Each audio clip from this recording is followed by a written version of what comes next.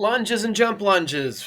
Um, Still, we are on exercises that are very much a part of traditional CrossFit that somebody like myself or other adults in a CrossFit gym would do.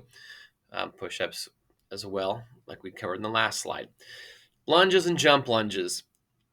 Um, Lunges are a scale to jump lunges. If jump lunges are the requirement or the exercise that is listed, and you can't perform jump lunges, or you get to a point where you can't perform them anymore, then a basic step back or step forward into a lunge or even a moving lunge would be an acceptable scale. Sometimes you just do those standard lunges anyway without the jump. Um, as I just kind of said, you can step forward or step back into a traditional lunge. That's personal preference. Oftentimes you can use those to travel. You can do traveling lunges, meaning you don't just stay in one place, but you move across space. Knee touches ground, that is standard. I let my kids get super, I tell them get really, really close touching the ground. Some kids just don't have that sort of regulator to not bang their knee too hard. So if I can keep their knee off the ground to avoid that, I do. But I emphasize if you don't touch the ground, get it really close, because otherwise they get in that leaning lunge position where it's more of a stretch than an exercise. Um, so a jump lunge, you come out of that lunge position and you jump and land into another lunge position on the opposite side. Um, Emphasize when they're coming up out of the lunge, whether it be a jump or a standard lunge, they don't push off that knee with their hands. They don't want their arms to do the work their legs should be doing.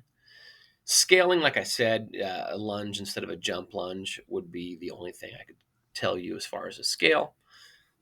And that is jump lunges and lunges. Moving on to box jumps.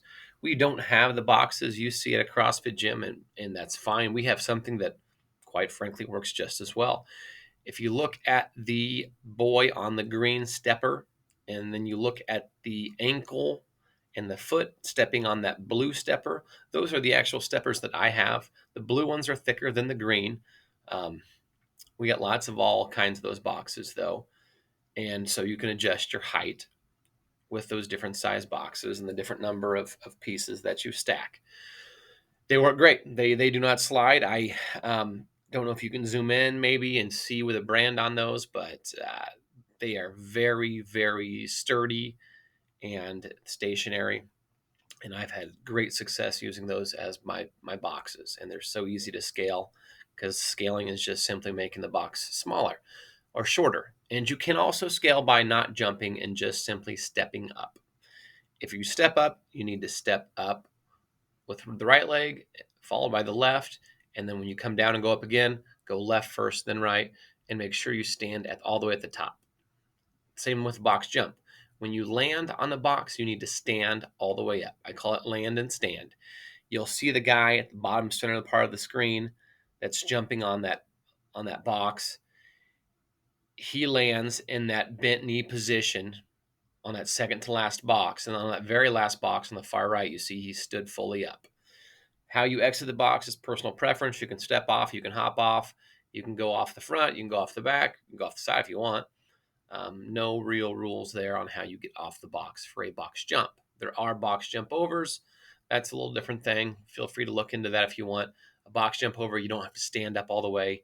You just hop up and hop off, and it's a little speedier, but there's no need to stand fully on box jump overs or box overs.